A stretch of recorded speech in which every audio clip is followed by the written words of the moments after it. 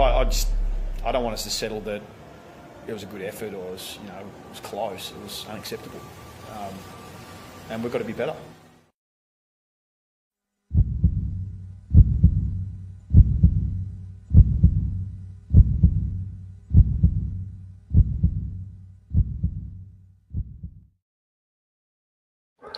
I think we're going to make that the official intro of this channel.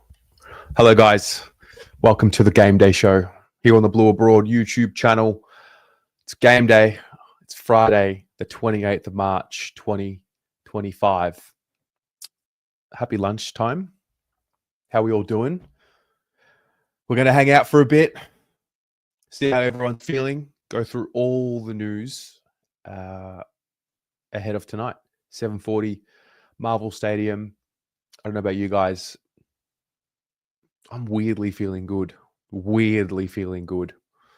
I've got Joel in the waiting room, so maybe he can come and bring me down a peg. But I'm weirdly feeling very, very, very confident about tonight, and I don't even know why. Anyway, who we got here? Who is here? Aiden, you didn't go to uni to do your assignment. You scheduled it for sometime later this term. Still crook, but better. Luca, hello, mate. Hello, Wayne. Hello, Justin. Damien. Hyde. Aiden, chicken soup recovery. Yeah. Will. Ben. Hey, mate. Slobbo. I've had a double espresso and a long black. That might be why I'm feeling good. Mick. Great way to spend lunch. Yeah, what do you guys do for lunch? Tell me what you were all doing. Also, if anyone wants to come in and call in and have a chat about something, the link is now in the live chat. Eleanor, game day, very nervous. I don't know why I think they're going to win tonight. I have no reasoning, nothing. Something's come over me. I'm feeling good. Rocco, you might take a day off work today. You can't be bothered. You know what, Rock? Show up, mate. Get in there. Tony. Hello, Julie. Still morning for you. 7 a.m., 2:30 p.m. Fair. You tip Carlton. Hello, Josh. Joel's about to bring me right down to earth. I know it. Georgina. Hello. Matt. Amy. Rob. Tom, ready for it to all happen again, but we will come away with the win. See, Pash, margin, Blues by 1. Yeah. Nail biter. Nathan, Wayne, Alex, hello. All right, got a few of you here. Hey, Amy, hello. Hello. I didn't think you'd come to me first. I'm getting ready to do this wedding. Oh, wow. I was going to say, get ready with me at lunchtime. How good. Yeah, it is. So I'm a celebrant in my spare time, and today I am marrying a couple, and the groom goes for the doggies. So heading out to do that wedding before I come to the game. Oh, fantastic. Where's the wedding? The wedding is at Ainsbury Homestead. So this side, my side, Ballarat side of Melbourne. So worked out perfectly. How cool is that? How long have you been a celebrant? Yeah, it's a lot of fun. It was funny when they booked with me, I said to them, 3 p.m. ceremony, that works really nicely. I can go to the footy after. And the groom was like, we got talking about footy and he was like, I go for the doggies. I was like, you're playing footy that night, right? He's like, what do you mean? And he didn't realize that he now has to have his wedding night and he's going to miss the footy. But anyway. Yeah, I've made it really clear to any friends and family, don't have birthday parties, don't have weddings. I mean, you have them during this, no problem. But if it's on a game day, then I just won't be there. It's fine. Yeah. I was actually a groomsman in a friend of mine, his wedding a few years back. We played Brisbane and I was in the wedding party and watching the game on my phone. I make no apologies. This is what it is. Yeah, this is what it is. And his wife-to-be actually said to him, look, if you want to watch the game on your phone at the bridal table, go for it. And he said, no, you know me, I get too invested. So how good. How good. Could be a lot of fun. How are you feeling ahead of the game? I'm a bit like you, Tez. I'm quietly confident, but for absolutely no reason. No reason. I just feel like it's time. But don't we all, huh? I don't know. Yeah. there's no good reason for why I feel that way, but I feel quietly confident. I think we can do it. I'm really sad about seeing Matt Kennedy out there tonight in doggies colours and not in a navy blue jumper. That makes me really sad. But yeah, I'm confident we can get it done. There has to be a turnaround, and I'm hoping this is it. But maybe I'm naive. It can't keep going down this dark path, can it? Surely not. Surely not.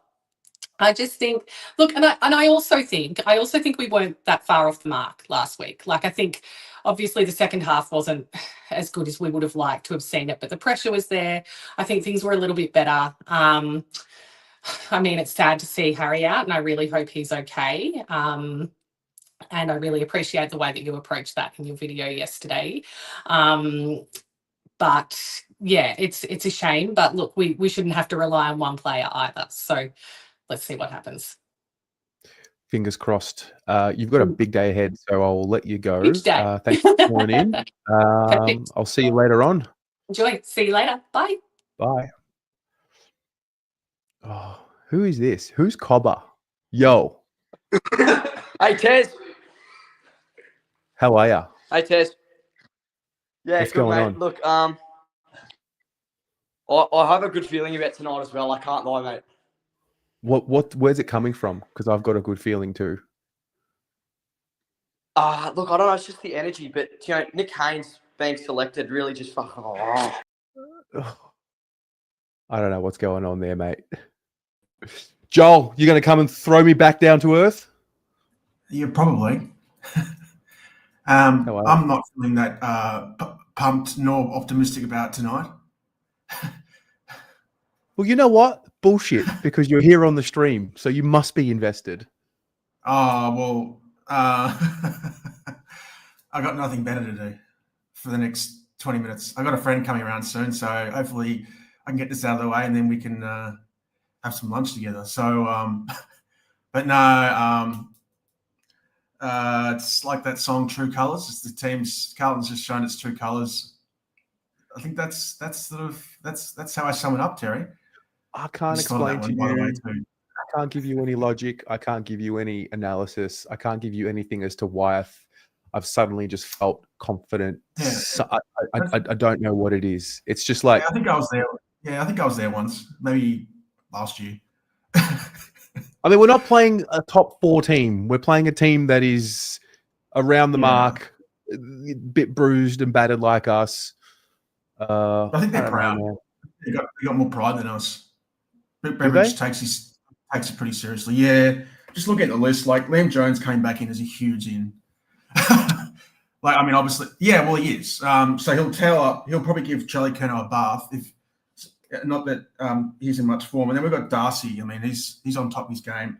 So we've got no forwards that are actually. We've got like no forwards that are in form. Yeah. Liam Jones will bath Charlie Curnow tonight. Yeah. The Oracle. We've come a long way. We've come a long way. Well, Liam Jones is going to bath Charlie Curnow tonight. Based on what? Wait. Based on what? I'm not taking Liam Jones lightly. I respect Liam Jones, but you know, Charlie's had a game under his belt. I think he'll be better than last. He can't get worse than last week. No. But yeah, no, he's in for another stinker, I think. I mean, not stinker, but like, look, he might hopefully kicks a fucking goal. That'd be good. Joel, just one time, I want you to eat your words. I just want you to eat them. You know, for once, right? You know, the only players who I actually reckon, like, so everyone's talking about like who's Carlton's A grade players, and well, we know who they are, and it falls away pretty quickly. So while I have concerns about he's not in form, like, don't know what's wrong with his body, whatever. So he's not really A grade at the moment. Cripps and Wiedering are, and that's it. We've got 2 A graders. We're about to It's not going to get it done, sir.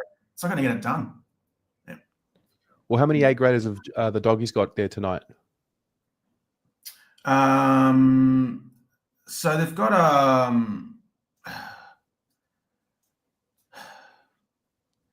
Yeah, they've probably got like, I don't know, would you just call, I don't know. They've got really no A graders either. Oh, they got Tom English. Is he an A grader? I don't know. He was last year. Well, he's not. I wouldn't say he's in better form than De Koning. Oh, no, correct. I took De Koning's another A grader. I forgot about 3. Correct. So 3 A graders. Sam Darcy, maybe. Yeah, and then Norton maybe on a good day. No, but yeah. So I don't know. That's one for the chat. Just to throw that in there.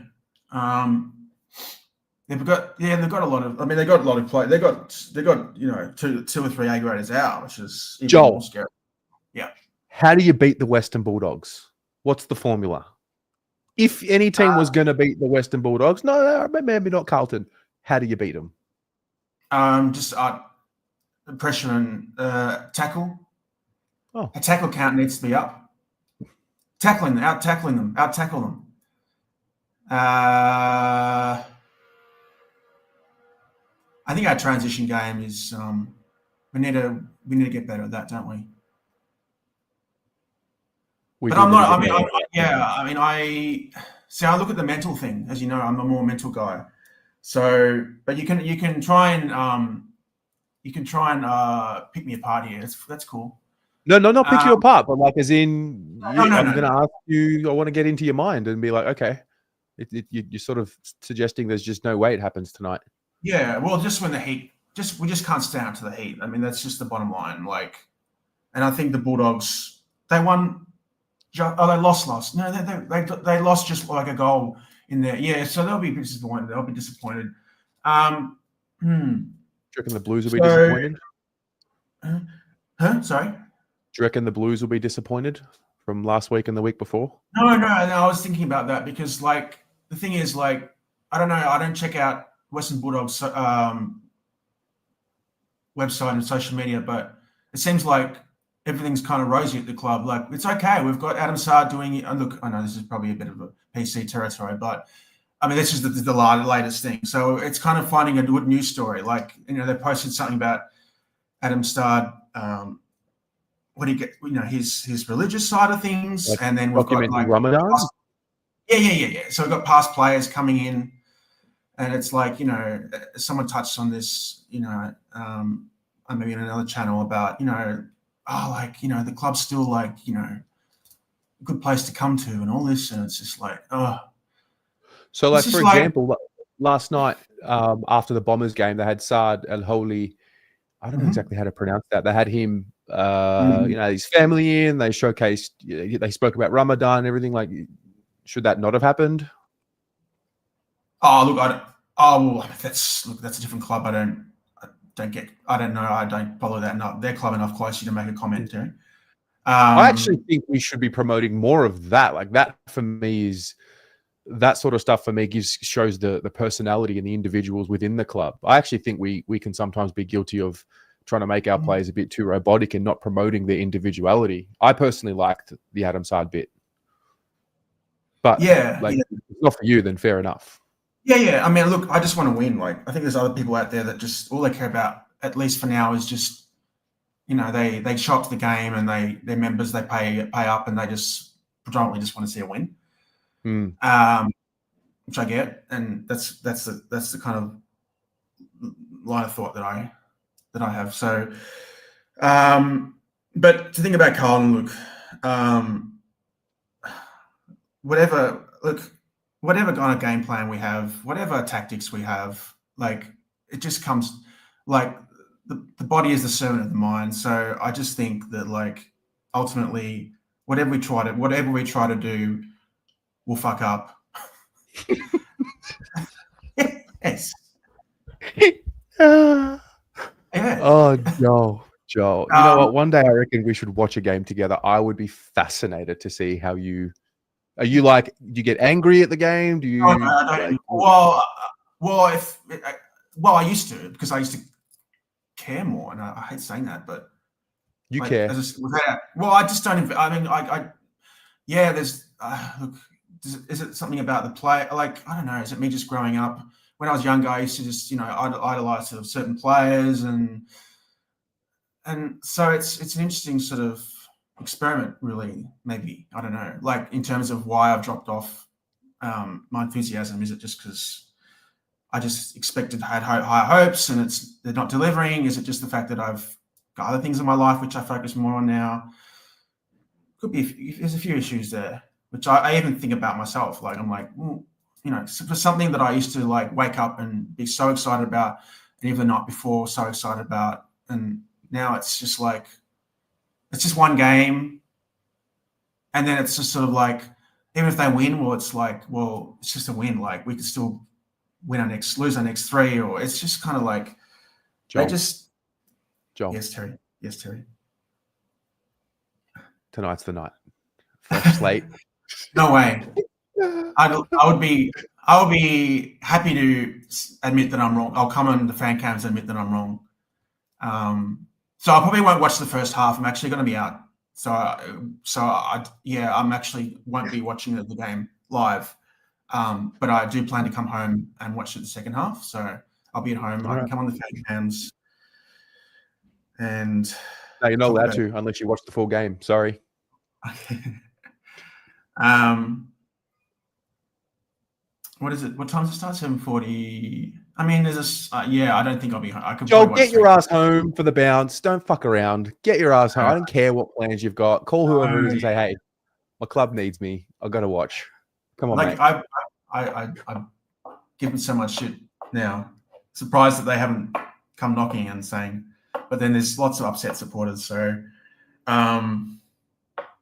this club is a basket case, Terry. We've got like Sayers gone, Cook going, and we'll have Voss going within. I reckon he'll be gone mid-season. Okay. Well, hopefully we see everyone down. Everyone's like, "Oh, Joel's going to come on and bring Terry down a few cogs," but I don't know. Like, that's just the way I am. So I don't think I've got anything more to add. I think I've said everything that can be possibly said.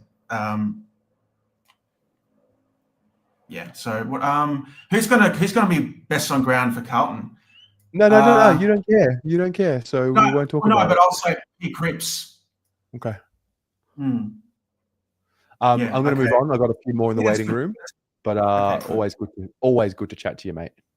All right, no worries. Have a good one. See ya. He's up and about. Frankie, we want to see authenticity, not focus group. Which personality trait needs to be shown? Not focus group. Which personality trait needs to be shown to connect with target demographics? Loved the side video. Yeah, I was a big fan. Big fan. All right. Matt. Hey Terry, how you doing?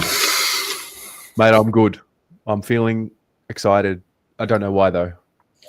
There's no logic. There's no logic to it. We're not like no logic at all. Yeah. I've just been like trying to think about the entirety of the season moving forward and what lies ahead for Carlton. And I know you shouldn't think too far ahead, but I'm just going off the last couple of years now. And I wanted to ask you, like, do you actually think with this crop of players, I think deep down, what we need to get better at. It's pretty obvious. But do you really believe that we will see the improvement that we're after with the current coaching, assistant coaching, and players? Or are you just living in this hopeful state that, yes, like if we win tonight, it's going to be great. Don't get me wrong. We want to win games of football. But one of the questions I wish had been thrown to Voss at the press conference would have been around his game style. And it's been heavily talked about in the media, more than ever, actually. Now, I think the media's fully come around to everything that we've been aware of for the last 5 years. The media are preaching it now. Just pause one moment about game style, because I actually watched a few videos, like old videos of us. We, go back to like round 15, 16 last year, or even the first 2/3 of last year. Not one question about game style. Yeah. Then it fell apart.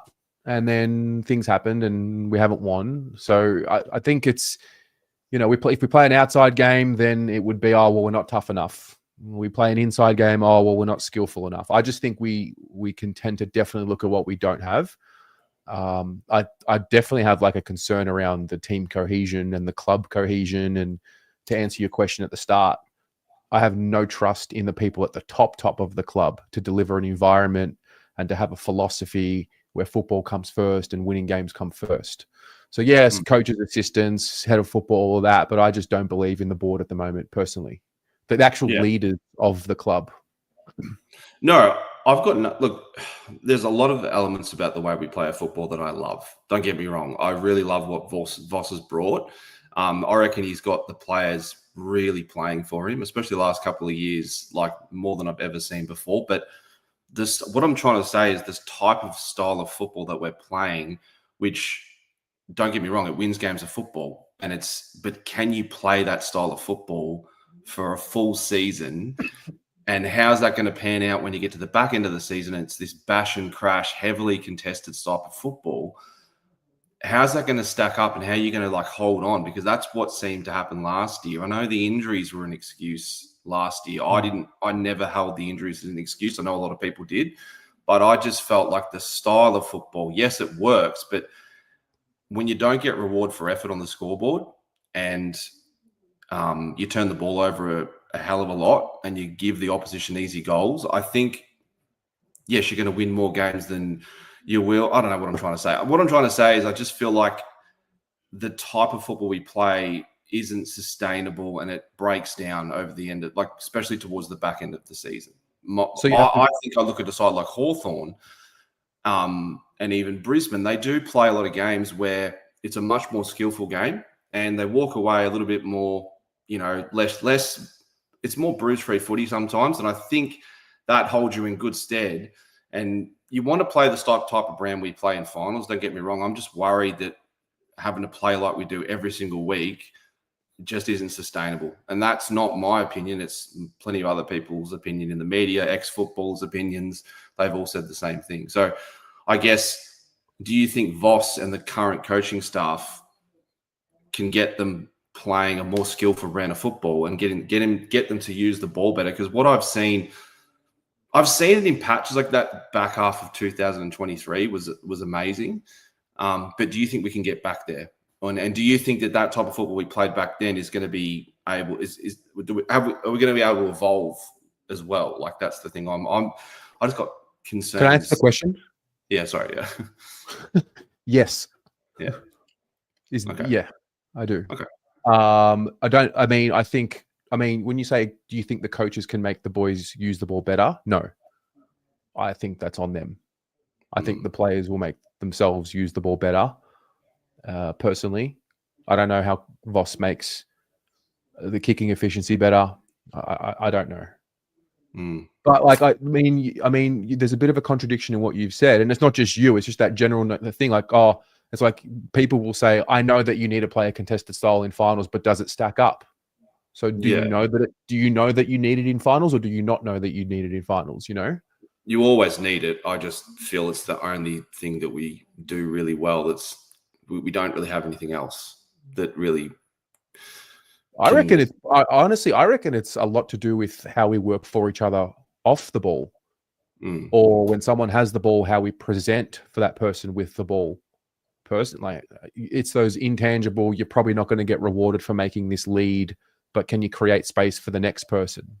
Yeah, I think a lot of that creates more. I mean, if we can create space, then generally speaking, I think if a player's got a ball in his hand and he's got more space, time and space, he's probably going to use the ball better than what he would if he was under heat. Yeah. That's the adjustment. I'm like, last week, there were a few instances, people weren't shepherding for the ball carrier. So those little adjustments there, I think, will make a bit of a difference to disposal efficiency. It's selflessness. I just think they're not playing for each other fully. And that's why the questions then circle to the coaches and the environment and the culture and all of that. Yeah. But I just can't cop when someone says, I know that we need to play a contested style because that's what finals football is all about. And then in the same sentence say, I don't know if that stacks up. Like, of course it does. We just got to build. We've got to be able to do it, I probably didn't word that right. It's not just you. I'm not having to go at you. It's just like I hear it a lot. It's like we all know that once finals comes, it becomes a really more of a contested game. Yeah. So. I guess. How can I explain it better? Playing that really crash and bash, heavily contested style football for a full season, and that really being if we don't bring that every single week to a really, really high level, when we're just really not going to win any games of football. I've seen the really good side. Sometimes they're down in one area, but they're really good in another area, and that's good enough to get them to win. Like, I just feel like we've only got, to use the word. Totally get what you're saying. Like, for example, Brisbane West Coast last week.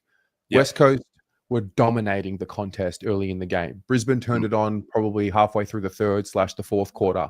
So, we definitely need to be able to add that string, no doubt, to make things easier, to be able to score more efficiently. No doubt. I'm totally with you there. But I just can't. No, I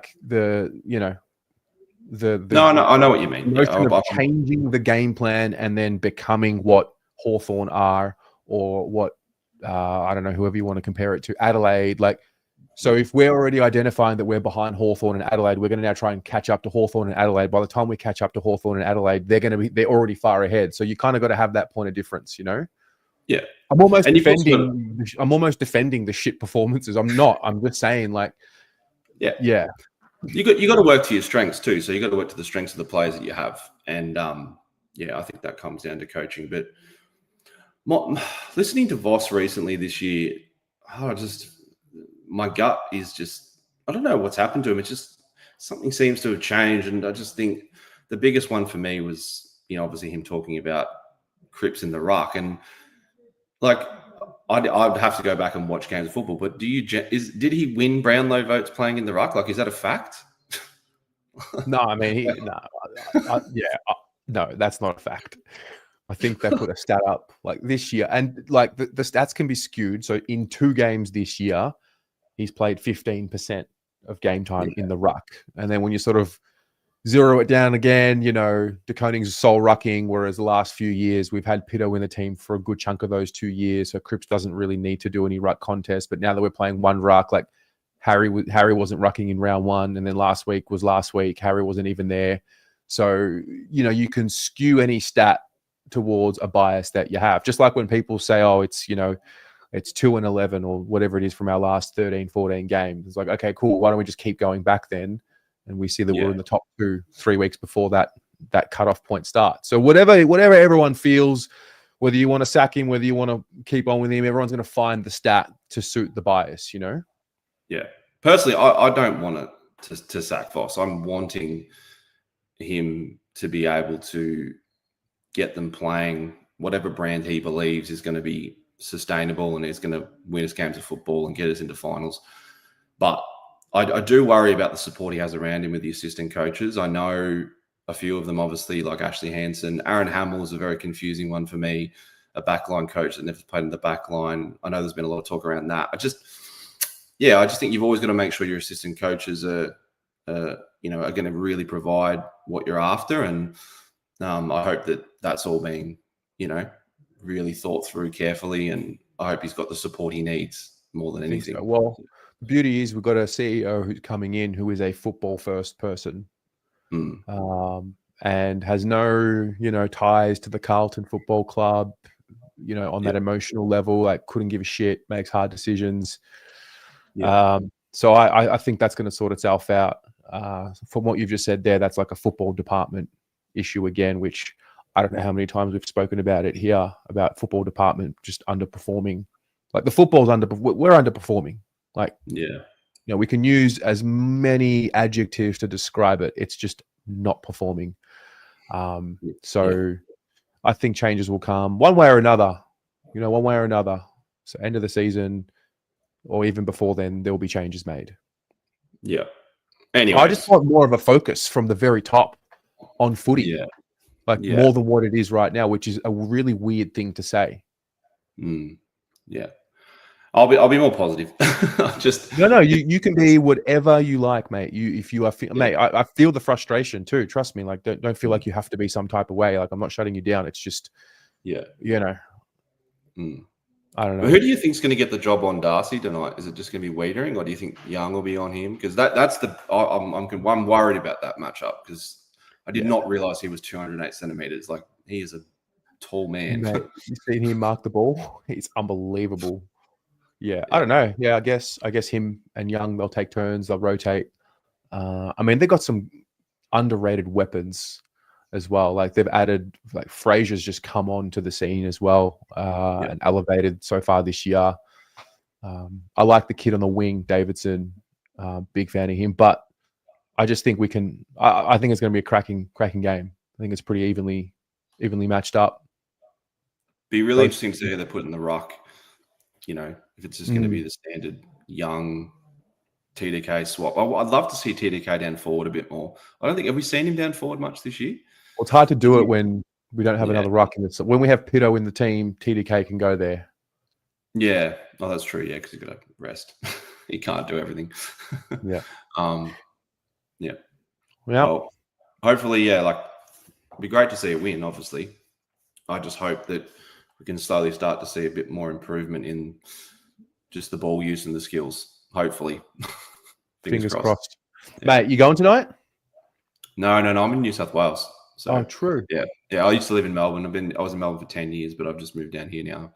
So yeah, closer to family and so. All right. Well, I will see you later on, maybe. Maybe, mate. All good. Go Blues. See you later. See ya.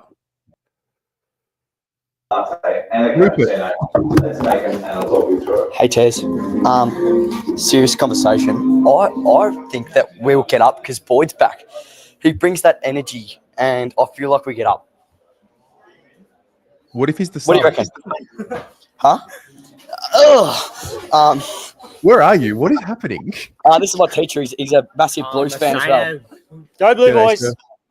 G'day, sir. How are you? We're on. We're on. Yeah, look, I feel like Boyd really brings that energy, which is good. Also, I don't know what's going on with Nick Haynes, to be completely honest.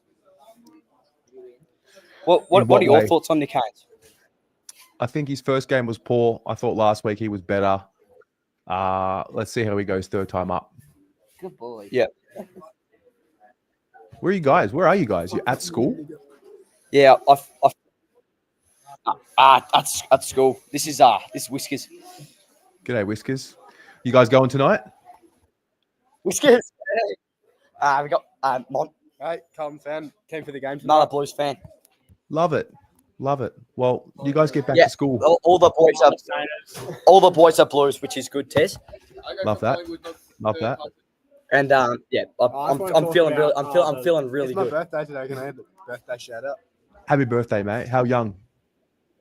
Cheers, good mate. I don't know what it is, Tez. This is the best I've felt all year. Mate, I feel it. Well, fingers crossed we get the job done. Yeah, it'd be really good. I hope to see you tonight. Thanks for having me, Tez. All right, mate. See ya. Man, I had PTSD that whole time just then. Was anybody around watching the fan cams when it was like 2020 when the kids came on and they just wanted to come and like fool around and flash? And that's unfair that I just categorized that situation in there, but I was just like waiting for the fuckery. But that's so unfair because they were fine. They were just having a good time. Oh, Josh, were you around? Also, Josh Dolan from the Doggies is playing tonight. Oh, okay. My heart rate is like up. Right? It wasn't just me. Like they were like, I don't know. Then I saw the teacher and I thought, okay, cool. There's an adult in the room. Oh, okay. All right. Oh dear. Josh. Mate, I knew exactly what you were thinking as well. Like, were you there back in the day when that happened? I was there, bro. That was that night that it happened was the first time I ever went on fan cams. I remember it because I just remember like we lost to Collingwood. Pommy said he was quitting Blue Abroad, and then you're like, oh, fuck, like no. They came on and happened. I reckon it was that night, wasn't it? No. That night was round 2, 2021. It was when I was living with my parents. I was in that room. It was 2020, like. This is real early then. I was probably early days. It was watched like on early the TV. days, man. It was I would have early been days. watching. Yeah. Yeah. As soon as they came, I'm like, oh shit, like what's gonna happen? But no, they were just chilling. They were just chilling. No, mate. How are you feeling? Are you delusional like me tonight? I'm delusional. I'm fully delusional. I'm delusional enough to be going to the game, but I don't think we're gonna win, to be honest.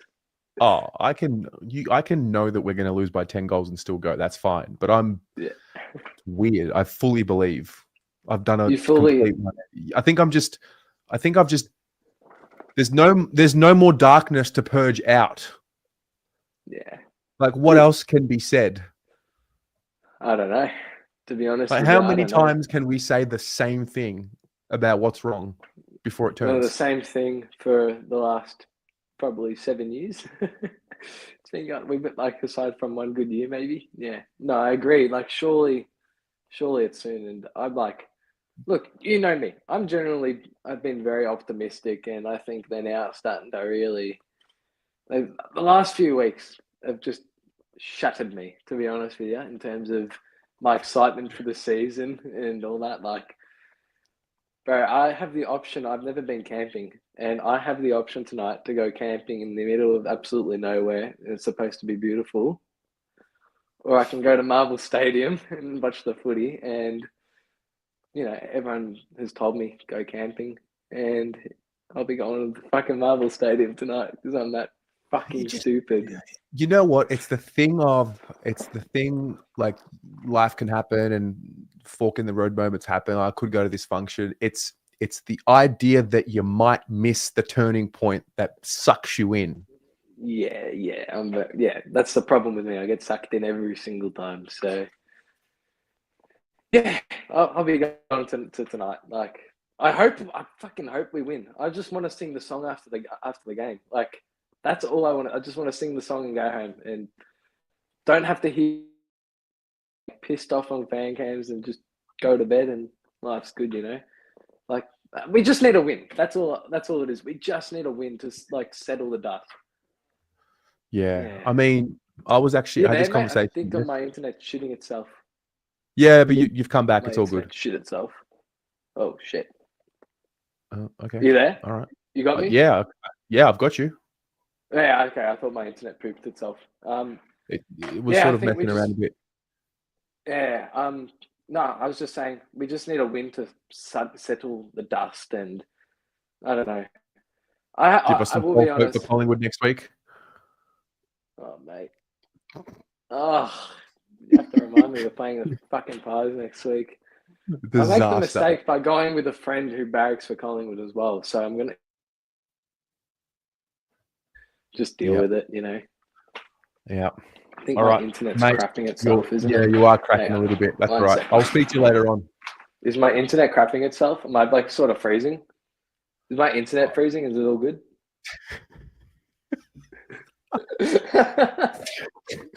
Sure. You got me? I'll let you go. All right, mate. I was just going to quickly ask you something. Sorry, I think my internet's just pooping itself. Okay. Hopefully you got me now. Yeah. I will be honest with you. I did have a look at like our list this week, and correct me, I might be wrong. This is just feel into it.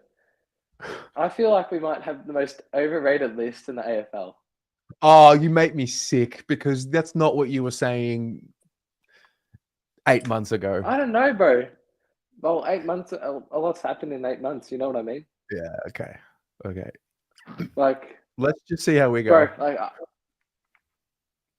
it is early days, but I feel like, I don't know, I was speaking to my old man about it, and I just feel like we've got the spine, which is elite, but we're just lacking. I feel like we're lacking quite a few pieces around, and it is early days in the season, but I'm also basing that on last year's sort of form slump, and like I don't know, man. I do want there to be a turnaround, of course. Like I feel like this is getting really close to falling off a cliff as well. But I mean, I guess we'll just have to wait and see. All right, mate. I'll speak to you later on. Well, you will, mate. Hopefully we get up tonight. Go the Blues. Enjoy the Go oven, Blues. mate. See ya. Andreas, What's happening, mate? what are you doing here, mate? Oh, I'm just working from home today, and then got the notification that you were online, so I thought I'd jump on and say g'day. You want to know how to beat the Dogs? Yes, tell me how to beat the Dogs, apart from getting 19 Right. more free kicks. Okay, so you need to get at least 20 free kicks, right? No, it's going to be, you guys are going to battle with them in the midfield, and I reckon you guys will beat them in the midfield. I think they've got too many outs. The only thing is their delivery into the forward line was pretty decent against us, right? And they've got the options of either drilling it into the forward 50 and Sam Darcy and those type of players and Norton and stuff taking marks, or kicking hospital balls in and they're still taking marks because they're just too good overhead. My biggest worry for you guys is tonight that you're not going to be able to stop their forward line with your defence. I actually think around the ground you'll probably you'll match up well against them considering who they've got out, but it's just the forward line, their forward line and your back line is where the game is going to be won. So you just got to nullify the entries into the forward 50. That's it. That's the key for you guys tonight. And I'm hoping to God that you guys get up tonight, because if you don't, next week you guys are going to turn into absolute world beaters, and it's going to be impossible to beat you next week. I don't know, man. 6-day break, Collingwood, Thursday night. Bro, when you guys play against us, it doesn't matter where we are on the ladder, you will lift. And I'm just hoping, like I'm wrapped Essendon got up last night, because if they didn't, then we'd be in a little bit of strife come Anzac Day, because, you know, everyone lifts and stuff against us. But I genuinely think you guys are a chance tonight, but you just got to stop those deliveries into their forward line. That's it. Do you know what this is? This is reverse psychology that's happening right now.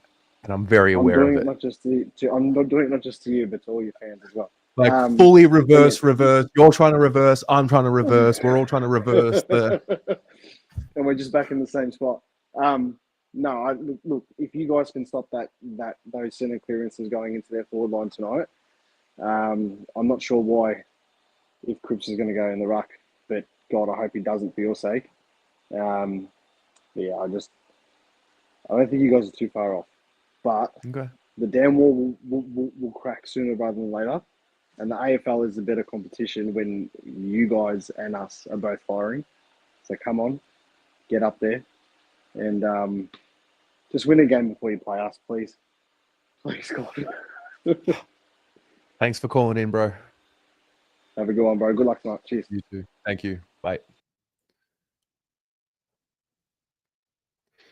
This is where we're at. You know, we got Colin. We got people pitying us. Like it's full pity at this point. That's when you know it's bad. Susan.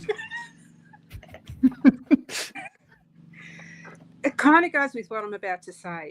So I've been driving my little car around with my brand new plates on it that are Carlton plates, 65, my year of birth and blues.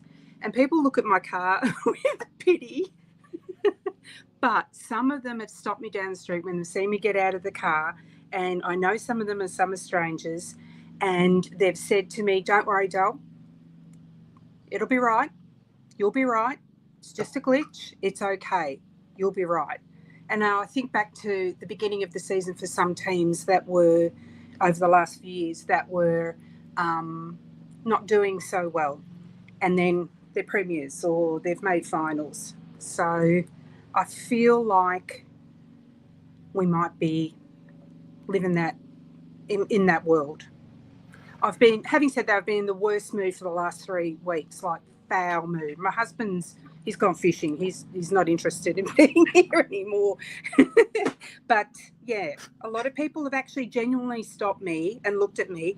I guess they've felt pity, but they've said, "Don't worry, it'll be okay." So, you know what the worst part about it is? 5 years ago, it was, oh, just wait until Harry and Charlie and Cripps and wait till they all grow up a little bit. yeah. And it's like, they're here. Also, they're grown up. 100%. And now's our time. Also, I love old mate not going camping, and I love the fact that he is going to the game. And also, I went to most games, all that pocket of years that we won maybe 2 games and so on, just kept schlepping down to Melbourne, 3 hours there, 3 hours back, and that's what you do. And if you're doing that, you're a true supporter. I'm not going to let it get me down. So I'll be quick, but that's it. Love your work. Thanks for calling in, Susan. You're welcome, mate. See ya. All right. See ya. Vince?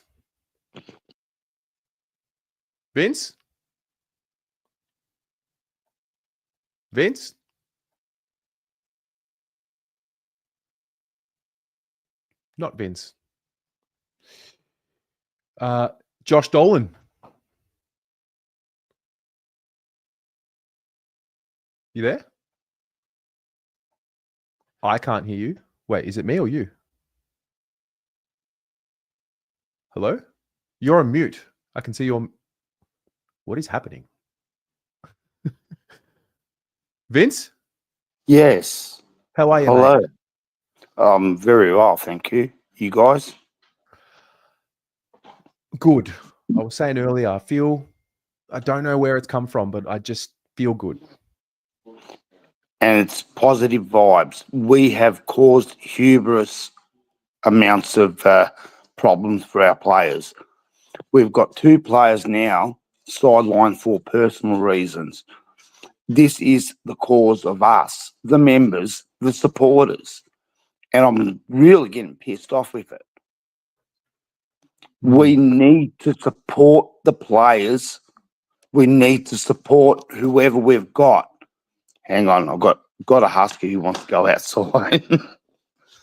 But I'm serious. This negative vibing that we've got is really, really terrible. Today I reflected when I walked my dog down the beach, and it was fantastic, mind you. Port Campbell, 26 degrees. What could be worse? But seriously, to be honest, we need to be a bit more positive, a lot more less negative, and give our players a go. Yeah, do you think we're hurting? How about them? Well, the Elijah thing, I don't know how you tie that to the supporters. That had nothing to do with in season. There was, I mean, we were in the off season. There wasn't scrutiny on him. All right, I'll tie it back to how it can be linked because of the expectations, how we rated what he was going to do this year. Then we did the same thing to Harry Mackay. Is that not getting behind him by projecting that we think that they will improve? Is that not supporting them? It is. By putting positive energy about their, like Harry, a lot of the talk was Charlie might miss a bit. Harry's ready to step up. We believe in Harry. He had a great preseason. I don't know if we were.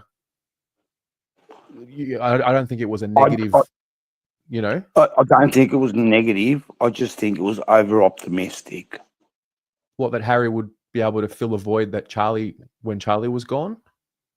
No, just on their own behaviour and our own expectations on them personally. I'll tell you where okay, I think I know where you're going with. So the people who were saying, oh, Harry's not in a rush for a premiership, that was taken out of context. That was completely taken out of context because the same people who were quoting that part of Harry's comments failed to quote the rest of what he was saying when he said, "We think about it every day." And they all just continued the, "Oh, well, Harry's not in a rush." So I think I get what you mean now. Yeah, it's completely different. We are a very, very proud club. I love my club, hence why I pay $2,000 a month, whatever, a year, whatever, to just support the club. And I can't go to games,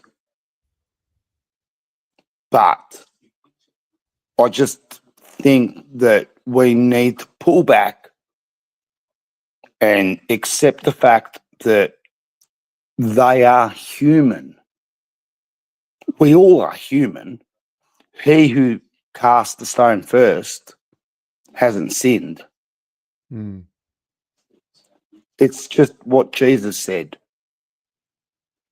Muhammad said we fight with our feet, not our swords. Okay. They all keep saying it. Even Mahatma Gandhi said, we'll walk in the streets with our feet and not our fists. That's what Carlton have to do. They have to actually unite themselves, and then we, as supporters, unite them. Does that make sense, or am I speaking ramble here? It's like the chicken and the egg. The supporters will feed off. The supporters will want. The support will feed off the action that they see on the field and in the club. In the exact same, and then like the players will feed off the energy from the crowd. So like, who comes first? Does the support come first, or does the action on the field come first? So it's like the chicken and the egg. I think that they're both hand in hand. So they both work together, whether it be support or the egg. They, one day or another, you're going to crack an egg and scramble it, aren't you? But I think we had the support. I thought, I mean, I could be wrong. My perception was, 2023, they turned it around. We rode the wave. They made the prelim, and they continued the form into 2024, even though that they were banged up and weren't winning pretty 2/3 of the way through the season. I watched a video of Pommy and I in the fan cams after Geelong. The support was overwhelming.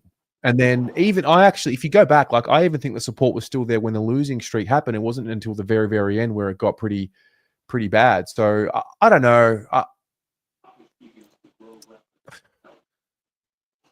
I think that hubris behaviour on our part is more to do with the expectation of being Carlton. And God Almighty, we are a massive club all over the world. I play a game called Mafia City, and they know about us all over the world. What's wrong with expectation? Expectation can ruin the actual final product. So what's the solution? The solution is to be calm. Enjoy life, for one. It's a game. At the end of the day, really, it's just a game. And yes, we all love Carlton, and everyone's going to bang up on me right now and say, you're crazy. No, you're not crazy. You have your thoughts, and they are valid. Yes. And it's just an opinion. Yeah. But let's get behind the guys. I noticed that we only went up in membership for 300 for the past 2 weeks. Yet prior to that, our membership was going up 500-600 per day. So that is a sign that there's a lot of people jumping the boat. So let's just not do that. Let's buy our memberships, because when they make the grand final and I've got my ticket, believe me, you won't, you guys, not you Tez, you will definitely have a ticket. I know that for a fact. I'll be there. But I'll be there for the whole grand final and final series, 3 hours away or not. But you guys that have not bought your membership, buy up now and support your club, regardless, good or bad. We support our club. Mensana, corpore sana. Exactly. Love your work, Vince. Love your work, mate. Thank you, Tez. You have a great day. Go Blues. And anyone that needs to PM me, don't give me hate mail on because if I'll give it back. Good on you, mate. Love the Blues. Go, guys. Love you too, mate. See ya. I fucking love that, Vince. I fucking love that. Love it. Easy. It's easy to be angry. Josh, have we got you, mate? Yeah, can you hear me now? Yeah, gotcha. What's happening? Sweet. I just got a busy weekend ahead, so just trying to plan a few things and get time to watch the game tonight. So, Where are you watching from? just from home on the Gold Coast. Yeah. How you feeling ahead of the game? Like, to be honest, not confident. Purely on the fact that the team still doesn't seem to gel when it counts. That, like, what you were saying, your comments during the week, I feel 100% exactly the same as what you were feeling. So, yeah, I'm just waiting for that gel to finally happen. It may take mid-season like it did a couple of years ago. But you'd think this far down the line with this spine that we have, that we would have that connection a bit earlier on in the season these days. So, yeah, I'm just hoping that gel and just to stay calm. Like, when they're in that zone where a team gets on a run, they just need to keep that composure, which we haven't seen them act like this for quite a while. So, yeah, I just want to see that composure, and I'm hoping that the coaches have drilled that into them this week, is stay composed. Yeah, we were talking about it earlier. Who came on? Whoever was on earlier. There's got to be something in being able to create space for your teammates. Yeah. Tonight. And not play as individuals, like actually play as a team. Yeah. Well, that's it. We've seen them when they're selfless and working for each other, and at the moment we're seeing when they go into that self-preservation mode. So I think, because the way I see it, everything, like, it's like a pendulum, like it just keeps swinging. I don't know how much, like, what else is there left to say? Yeah. Like, there's just nothing else left to say about what's wrong. Yeah. So it's like, yeah, there's a lot of noise, a lot of pressure, and it's all of these things. And it's like eventually the football takes over, right? Like the equalizer, I'm hoping, is the football, the game, like the joy of football. They would know what's wrong. Like, they would be being told how to fix it, but why it comes to game day and it's still. So I'm hoping tonight some of those issues that need to be fixed, we see signs, at least some positivity going, okay, what we've been stressing about, we've seen improvement in that area, especially when it comes to, like, just as they get into the D50, they've got options to run it out. Like, it just seems like they always stress out at that moment, whether it's Doc or McGovern making a silly handball. Like, the stress that you can see the players in, and that it's just too frantic. So I want to see some composure in that area tonight. And even if we lose by a goal or two, but we see that composure there, I'll be confident in the weeks to come. But as long as we see those improvements, then I'll be happy with, regardless of the result tonight. Well, there's been a notion that if we bring, we were playing at a pretty high intensity last week. I don't know. We win tonight with the same intensity. We'll see. There are obvious concerns around what's happening. Like, no one's denying that. I'm surprised they went smaller tonight, seeming that we've got big keys to defend. Like, maybe they're hoping on the crumbing of them, like people like Jordan Boyd and that in the back line, being able to crumb their tools. So I'm hoping we do get a bit of positivity out of that. Yeah. Just wait and see, I suppose. See how we go. It'll be the one night I want to see that Josh Dolan kid get smashed. I still remember when he got drafted. And I'm like, I know there's a Josh Dolan. I know that name. I was sitting down having dinner, and my name gets called out on the screen, and me and the kids just both looked up and like, "What?" It was funny. Yeah. All right, mate. I will speak to you. Have fun tonight. All right. See ya. Okay, Aiden. Terry, can you see me? I can see you. I can hear you. Are you in bed?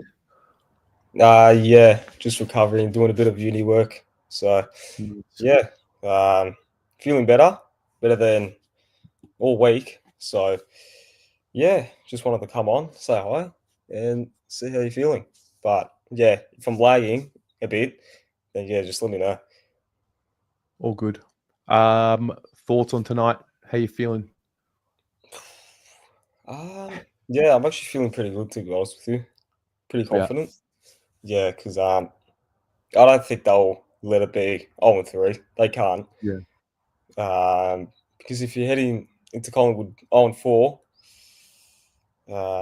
not good. Not good at all. Did you see the little reverse psychology game that I was just playing with Black and White United? Yeah, a little bit. I wasn't really paying attention, but yeah, pretty good. Yeah. So yeah. I know, man. It's just need a win. Just need a win. Everyone needs to breathe and smile. Yeah, I think we do need a win to kind of ease up the tension that's been happening this week with Harry and all that. I think if we win tonight, I think everything will be a little bit better. But if we lose tonight, it will just get worse. So, yeah, I don't know how tonight will play out. Just bring that sort of intensity like last week and just be consistent at that 4 quarters, then that should get it done. But look, I do think that we can probably win it in the midfield. But then again, their ball use is really incredible, and we have to keep an eye on Bailey though, because last year, he had a big say on that game last year. So yeah, hopefully we can stop his impact, because if we can do that, then we should be all good. And inshallah, would you tag him tonight, Bailey Dale? Yeah. I mean, you have to have some sort of attention on him. Because I think Fraser's the other. I know Fraser's not a household name at the moment, but I mean, I watch him closely because he's like for fantasy purposes. So I obviously watch him more than most. But I think both of them, and I mean, no surprise, opposition exits out of our forward 50 is an issue. Has been for quite some time. Yeah. Yeah, but if I had one player in mind to tag him, I'd probably put Kotra on him. But when I saw the team line up, he's playing on the wing, and Doc's playing in that like half forward position. But yeah, we just need to lock in tonight. We really need to, because last week the Dogs were fantastic, I thought, and yeah, hopefully just get a win. That's it. Yeah. Ease up the tension. Well, hopefully I'm chatting to you later, mate. And we're happy. Yeah, hopefully. Yeah. Hopefully, yeah, we're talking about a good win. So if we're allowed to say that we need to win, because I think Pommy's getting a little bit shitty in here, but he doesn't want to come on and express it. So we'll chat to you soon. Right. See ya. We'll throw pot shots out while we can. JT. Hello. Can you hear me? Great. How are you? Good. How you feeling now tonight? Mate, fired up. Feeling good? Vibes yeah, are high? I'm over moping. I'm over it. I'm over the bullshit. You know? Yeah. Do you feel like this is mentally a must-win game? Because yeah, I mean, I think they're all must wins, but I think the tension just continues to build. You know, gets to 0-3, 0-4. It's everyone's like, getting all sensitive. Everyone's turning on each other. Yeah, it's getting a little bit. It's getting a little bit childish and petulant. It's great. Yeah. Well, if you actually look at the matchup, we have lost 2 out of the last 3 against them, right? But I actually think we actually stack up well against them, looking at matchup's point of view. Well, at least for tonight, right? We have to win it from the source. Have to. Bont and Treloar out. We have 4 A graders that we should be able to win from the source. We've got Cripps, Chera, Walsh, Stewart. Would you count all those 4 A graders for the most part? I think it depends on the period of time that we're talking about. Sure. I don't know if they're all, you know what I mean? Like right now, yeah, hard it's to say. like in their prime or currently. Yeah, understand. Yeah. Understand. But like if you're looking Like at it becomes comparison, hypothetical. It becomes a hypothetical situation, you know? Like in theory, at their best, they have the attributes to be A graders. But yeah. are they I was playing at just A looking grade at football right comparison. now? Yeah. I think Ed Richards is going to be huge for him, but I reckon we've got to have some sort of attention on him. We don't really tag as such. Obviously, Chincotta is our main tagger, but obviously is absent. So do you think you put some attention into him? Yes. He's been instrumental for them for the last while, I've got to say. He has. He has. So I think that's one to look out for. Love John Boyd coming back in. I think he'll give us some flair off half back for sure. He has a fantastic kick. If he can get the transition from half back to midfield and then not the long bombs going into inside 50, we'll be right. Just like straight on the chest and get Kenner to kick a few hay. That'd be nice. Who do you think is the sub tonight? The sub, I think it'll be Camporelli, but I hope it's Ashton Moyer because I reckon he is much deserving of an opportunity for sure. No, I don't think. No, he's not. Ashton Moyer. Hang on. No, sorry.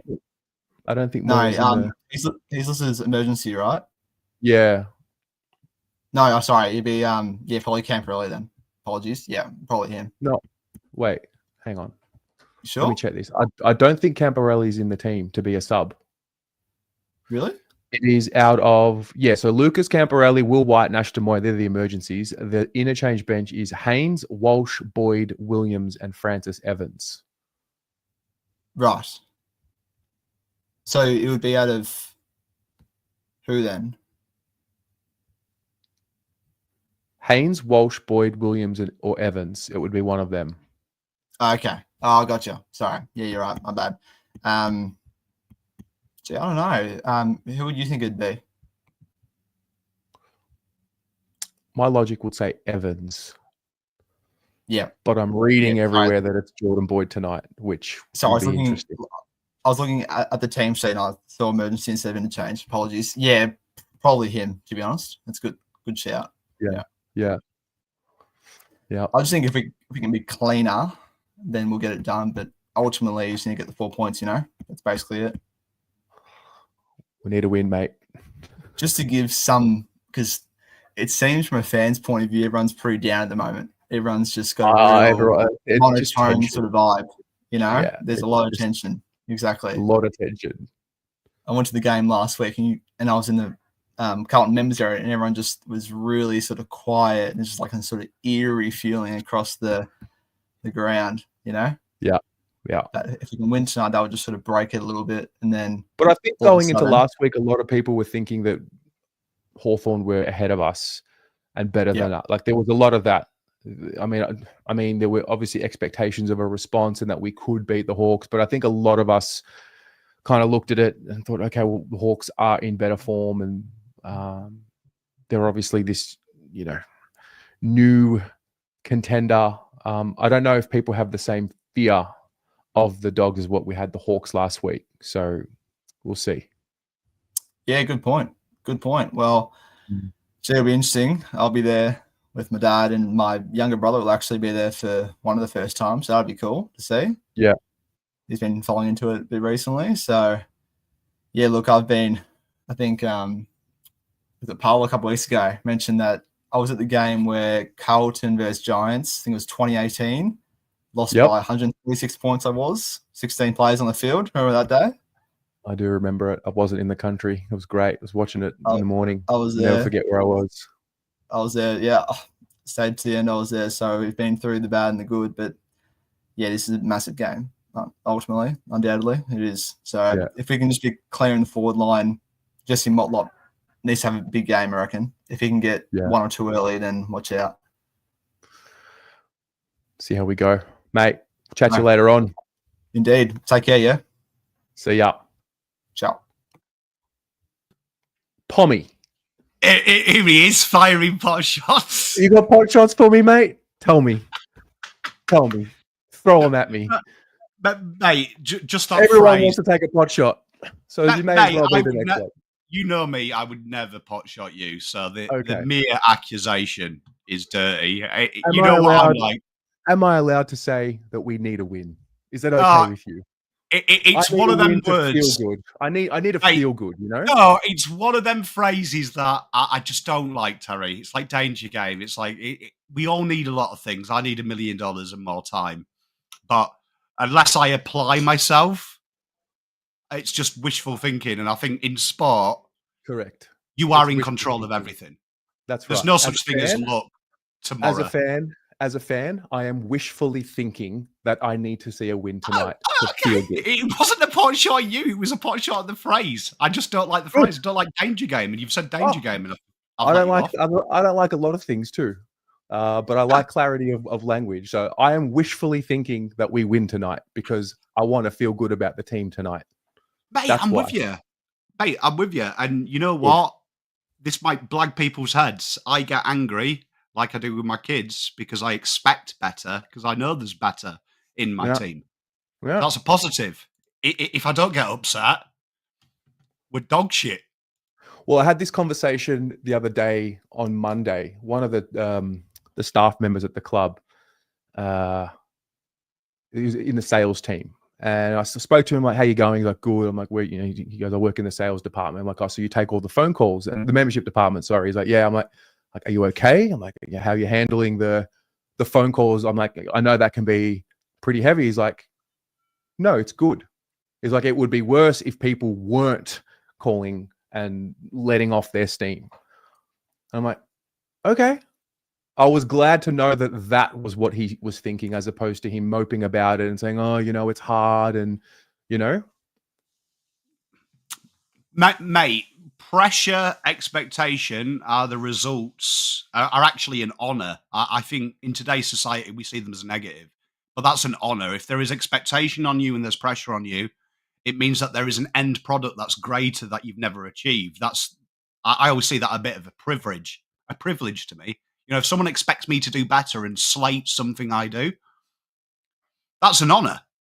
Especially a stranger, especially hundreds of thousands of strangers. Mate, amen to that. Amen. No, I'm looking forward to tonight, mate. Looking forward to tonight. A lot of work to do. It's a game physically, mentally, structurally that is going to be a test. But you know what? To quote you, Terry, we do need a win, don't we? We do need a win. These boys, definitely the way the vibes are, coming off this with a lesson with 4 points is going to be a lot better than coming off this and losing. Yeah, I mean, I'm sure you are as well. I'm just watching the tension rise.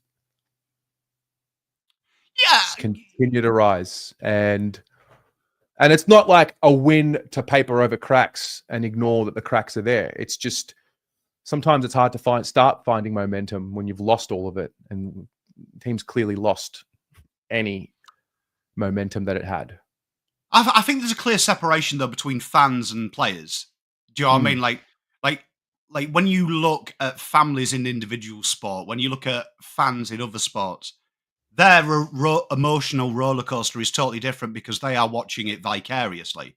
You can't impact it. It's like watching your kids play sport. I can't go out there and tackle for them. So it's different. When you are playing in that situation though, you've got totally different. You've got the ability to change the outcome. And I think for most people, that's probably what scares them about Carlton over the last 12 games, is that they potentially can go to a game away from prelims. But in reality, that's few and far between, isn't it? And completely.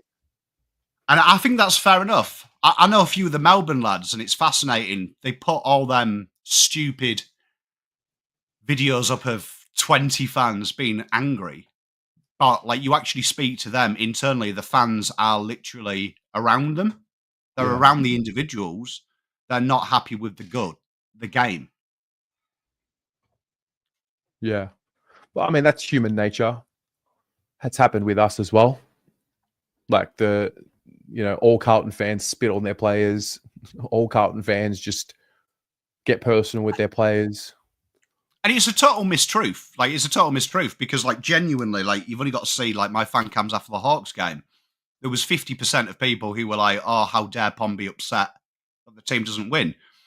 Do you know what I mean? Like, so there is them people out there. Just because I wasn't very happy with it, there will be some people that will go, and if we lose by $40, if we lose by 40 points, people are going to be like, oh, it's okay. It's all right. Get around them. And then there'll be some people that are angry, microwaving the membership, and then there'll be some people who stay silent. And that's just the nature of the beast, and it's how we react to stress and trauma, and it's fascinating world, isn't it? Do you think we will ever get to a point where we're rowing in the same direction? Everyone. I feel there's more to the club than we're led to believe. Like, I feel like Harry taking time off says to me that maybe the internals aren't conducive with positivity. I do feel, Terry, that this is a pattern, isn't it? And it has been a pattern ever since I've come here. If I just take 2015, you won 7 games, you won 6, you won 2, you won 7 games again. We are always a team that has never found consistency. So if that keeps happening, 3 different coaches, it's either all the players, but the playing group is totally different to it was 9 years ago. Do you know what I mean? Totally different. I would then say that maybe we've got a pattern of behaviour upstairs.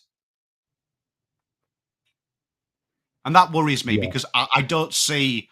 When I watch every game, and most of you guys come and watch me watching other teams, it's just little things you notice of how you've got that exuberance. You've got that... There's a real creative freedom at other clubs where Carlton, even when we're doing a eulogy for a dead member of the public at another football club, certain players are doing it and it's so monotonal and so robotic, where when you look at other clubs doing it, there's still that personality. I feel like Carlton Football Club doesn't like personality, doesn't like expression, and it's keeping it the same. And I think that reflects on the field. When you've got a very rigid boss or a dad, it's hard to be creative and be free. And sport nowadays is all about freedom, isn't it? It's all about expression. It's not about physicality anymore, our game. It's shifted to skill. Do you think the contest and pressure side of the conversation is really the fundamentals that the group needs to then go and express themselves? Like, if they've got the contest and pressure side of the game down pat, win the ball, then be creative, do you think that allows for it? No, not really. Like what allows for the creativity to shine through? In my honest opinion, my humble opinion, I think that having contest and pressure as your mantra when that is just the base requirement of all 18 football clubs is mental. Like, it's mental. Like, you hear other coaches brush that off as secondary. That's like a secondary requirement. They don't praise their players for the contest. They don't praise their players for effort. They praise their players for them little 1%ers, them little incidentals that change the game. How do you get that? I don't think we've ever had that. I don't think we are a football club that like really embraces character. Are we? I don't think we are. I don't think we are as a fan base. I think if you are slightly against the norm, it takes even the fan base a while to like you. Yeah. I'm trying to think. Was Favola the last real character that we allowed to just be? Like, that was Fev. Maybe I missed someone in between then and now. I don't really remember the 90s. I don't really remember the 90s and how that was, and individuals. I didn't link to them too much. Yeah, it's a fascinating thing. I think when you look at Carlton as an entity, I think it's the basics. It's all the misconceptions that, like, you hear Boyd being a good kick, but then you actually go through Boyd's wonderful stats. He has more uncontested possessions per game than any other player, right? And I was saying to a good mate of mine, we were chatting about this, about Dylan Shield. Dylan Shield's kicking accuracy, uncontested versus contested, there's about 70% difference. And that is kind of the norm with even great kicks. You look at the best kicks in the comp, Dan Houston, players like that. Incredible numbers, uncontested. Thing with Carlton is when contest becomes its number one thing, you can see we have wingers involved in stoppage contests. Not many other clubs do that. You can see how we press with a 16-man behind the ball as opposed to just 9 or 10 like other clubs. And it's fascinating because we kind of pride ourselves on that. Even as a fan base, you see like the insults that Chad Warner or Dacos get. Oh, he doesn't win a hard ball. He doesn't win a hard ball. But you can see that other clubs don't really value that. They value that in set amount of players and playing their players in their skill set, in their strengths. So, like, you look at it, Sam Walsh, anyone who watched him as the draft wouldn't want him on the ball 90% of the time. They wouldn't. They'd want him out free. Chera, when you look at him at Fremantle, he played that loose role. That was where he was playing. So, like, Carlton have kind of negated that, and we've done it in the ratings, haven't we? Suddenly, Hewitt is now this dynamic midfielder when all of his time at Sydney, he's either been tagging, he's been down at halfback, or he's been the hard guy, which now James Rowbottom does. I think it's fascinating when you compare them. Yeah, even here until late last year. I think I remember doing the ratings in the Brisbane game, and we had that chat that Hewitt was the most offensively impactful midfielder. Yeah, and it's worrying. Like, there's that stat going around at the minute with Carlton's disposal efficiency, but if you go and check their contested possession rates, it's obscene, bro. Like, it's obscene, bro. Like, these players don't have it. And that's that common misconception. And that is something that, if you want hope, it's very easily changed. But at the minute, it does feel like our game plan in the last 6 months has really shifted into clinging on. And it's almost like Voss has realised we've got no fit players, and he's tried to slow it down last year, which makes sense, doesn't it? You haven't got your best players. You try and slow good teams down. Feels like he hasn't pressed the button to go, bang. I've got my players back, bang. Let's go back to the old way. Like, I'll show you this. Here you are. This is what we look at every week, Terry. You'll like this. Show me. Well, this is us side by side. So these are currently in the trend of the last 4 years, like the real stats that win your games. Like, you look at that one there, that really scares you. Shots at goal per inside 50. Only 41% of our inside 50s result in a shot at goal. But we're also one of the slower sides at the top. Disposals to having a shot at goal.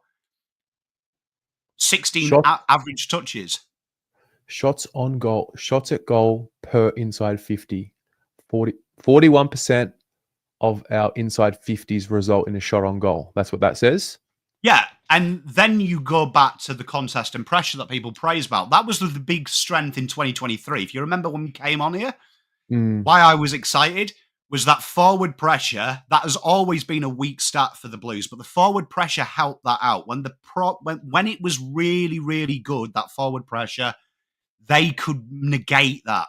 That helped them get the repeat entries. That stopped. And then you look as we go down, the stoppage differential, it's fascinating with Carlton. We are always going to be a good side around stoppage. Look at the makeup. But you look at how that's now affected the defensive half, that was top 5.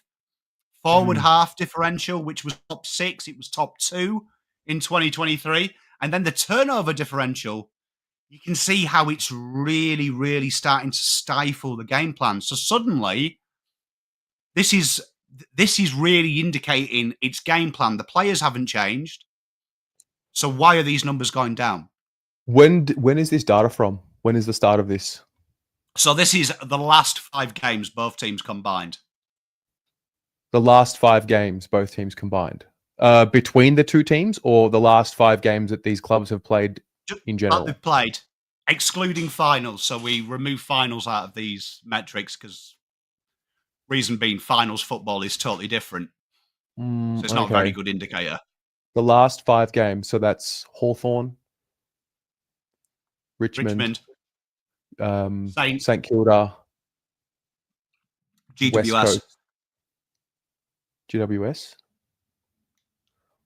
Wasn't it West Coast, the second last game? West Coast into St Kilda? Might be West Coast. We've got a win in there. So yeah, it'd be West Coast. And then the one before West Coast, was that GWS? No. Good question, Terry. Let me bring up a data Because sheet. if it's the last 5 games that both clubs have played, well, then there's clearly going to be an inconsistency there with who was playing and who's able to execute on that. By the end of Hawthorn, no, wasn't it Hawthorn into West Coast? Let me have a Hawthorn, look. There'll be an St Kilda. inconsistency, yeah, but again, Terry, in fairness to the Doggies, they've lost their 2 greatest players that remove the ball out of there. But it would be Hawthorn, Richmond, Brisbane, St Kilda, West Coast Eagles. So, like, the way I'd counter that Wait, is it does West include Coast the Brisbane Eagles. game? It does include the final? Or it doesn't include the final? West Coast and the Hawthorn game. But in fairness, that West Coast game, you've got to remember, Carlton dominated all them numbers. So that would warp this data as well. Well, if this is 5 games, Hawthorn, West Coast, St Kilda, Richmond, Hawthorn, then yeah, it's going to look a lot more diabolical. But this was going back to what I was saying. I mean both Hawthorn games are pretty poor. The first Hawthorn game last year, that completely split open. That was and I'm not making excuses, but there is context. Just like there is context to say that the Doggies are going really well with their last couple of games because Bontempelli and Treloar haven't been there. But I don't know. I find that to be... I don't know if that's the full... Maybe it is. Maybe that is just the full picture and I'm denying it. But if you're going to base it off those 5 games, then it's going to look worse than what it maybe really is. It would look worse if you did it just this year. Yeah. So, like, I know you're looking for a positive, but this is what I mean. It's not that I'm looking for a positive. You're talking about two of the most diabolical games that we've seen the group ever be a part of. One of those there were a lot of things that happened on that day that weren't in their control. A lot of kids were playing in that West Coast game. A lot of kids were playing in that final game against the Saints. Like, clearly it's going to look worse. But it looks bad this year as well. Like, Carlton actually shoot down, apart from the shots at goal, is still 18th this year alone. I don't know if you have this readily available. Get worse. I don't know if you have this readily available. What was the difference between round 1 and 2 this year? I don't know if it's like there with you or if I'm asking for too much. It's not there with me, but we can go through it mentally together. Yeah. If you want. Where is it? Here we are. Right, individual matches, 2025 filter. On the fly starts with Palm and Terry. This guy, last 5 games, getting that Hawthorn one in, the most diabolical day of my life. 4 hours on the fan cams. Fucking. Yeah, but I think to me, it depends on, like, what do you value, Terry? Do you value looking at it? I do value looking at it, but I mean, we'll go back. I mean, it depends how far back you want to go. You and I were talking on the fan cams after the Geelong game, saying it's tangible, it's here, you can smell it. Okay, so Carlton against Richmond, against Hawthorn, 37%. This is going to be good fun. This 37% of Carlton's inside 50s resulted in a shot goal. This is why I always say it's very dangerous just trying to find positives, because the last 5 is probably the best indicator, regardless of injuries, of how your team is performing. But there you are, 37%. 37%, right? Yeah. And then against Richmond, it was... You know what? I wish the AFL would help me out and just stop having opening round, because it completely creates filter chaos. And then against Richmond, it was 38.5%. The inside 50s per shot on goal? Yeah, so that top one would be 38. So shots at goal inside 50s would be 38.5%. So that's worse. I enjoy this. Right, and then what's the next one? Disposals per shots at goal. Yeah. So it is... Do you know what I mean? So that would be 16.2 against Richmond. Yeah. And against whoever they are, it would be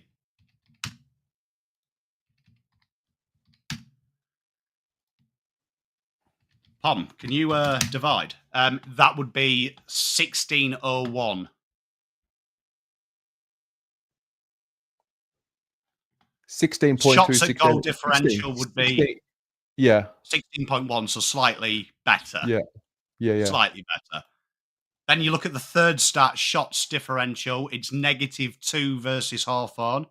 And it was +8 versus Richmond. So stoppage would be -14. Yeah, so about -10 on average. So it's actually worse. Stoppage differential? Yeah, it would be -10. Oh, wait, +14, +5, 19. So it'd be +9. So it would be slightly less. Defensive half would be -30, -3. So that's -16. Forward half, -4, +14, 14. So you're looking at about forward half, you're looking at +5. Okay. And the turnover differential is -9, -20, 29. You're looking at -15. That's from the first 2 games of this season. If you want to do it today, yeah. And the meters gained will be obscene, I'd imagine. 40. You're looking at -350. We're -350 meters gained per game. To be fair, though, to quote you, yeah, it's against Hawthorn, though. No, wait. -300 per game? Yeah, because you've got to split them between. We won 1, we lost 1 by a long way, so then you divide it by 2. Yeah. That's insane, bro. Wester, how do we win? That's where my angst goes. This isn't having a go at them. This is saying that when you play a good side, like I understand people want to have positives, but I don't see. I said it yesterday about Danny when he made the comment, I can't cope with negativity. Negativity isn't a bad thing when it is laden in the positive. This is about what we've got to get better at. I see that as a good thing. So currently we're doing 2 hours of maths. It's about identifying. I get you. And so I've quit homeschooling my kids to come and talk to you guys, right? Yeah. But when I'm doing maths with them, when they make a mistake, I'm not going, oh, it's okay. Tomorrow you might get it. What I'm doing is I'm going through the things they've done right and then saying, this is how you get bad. This is bad. So like equality, saying there's a difference between wanting to find a positive and not comparing apples. I've done everything you've asked. I've done the last 2 games. I've done the last 5 games. I've disregarded Hawthorn. Like, just because I'm not giving the answer you want, that's part of the problem. This football club's rubbish, right? Because what should be happening is in wins and in losses, you look for the negatives and then turn them into a positive because you get better. You get better from that. Like, I feel like we're in this real thing of where we're really panicking of saying, we should have kicked that goal. Good. Because that's how you get better. Yeah. By looking at where you've gone wrong and then going, can we fix it? Can we fix these stats? 100%. There has been times that the forward half differential has been top 3 in the year. Defensive half has been top 4. Turnover, we were the biggest scoring turnover side for 8 of the 24 rounds last year. So it is there in the list. It's really exciting because you have the tools at your disposal to fix this. My question is, why, when we had the injuries that everyone's moaning about, go and give them a whole pass, Pom, they were injured, right? Professional athletes getting an excuse because some players were injured. They're back now, though, aren't they? So why are we playing as if they're all injured? To protect the scoreboard. When we go forward with the ball, we are one of the strongest sides scoring-wise in the league. That's a huge positive. Equality, can you just name me players that you think aren't back that dramatically affect these stats? Because if it's Nick Newman is going to be your answer, that's Banterville. Please don't say Nick Newman, please, for my own mental well-being. I can't do it. I'm honest. I'll be honest with you. I'm going to present you my mental snap will be Nick Newman. Moving the ball forward. That's true.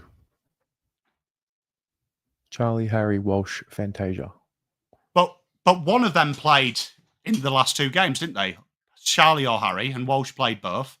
And Fantasia, is he adding plus 207 meters gained in these last 2 games? Is he making a swing of turnover? That's team. To be fair, we haven't had Charlie and Harry together at their fittest. Okay, but that is another. And would that not make an impact to the conversation?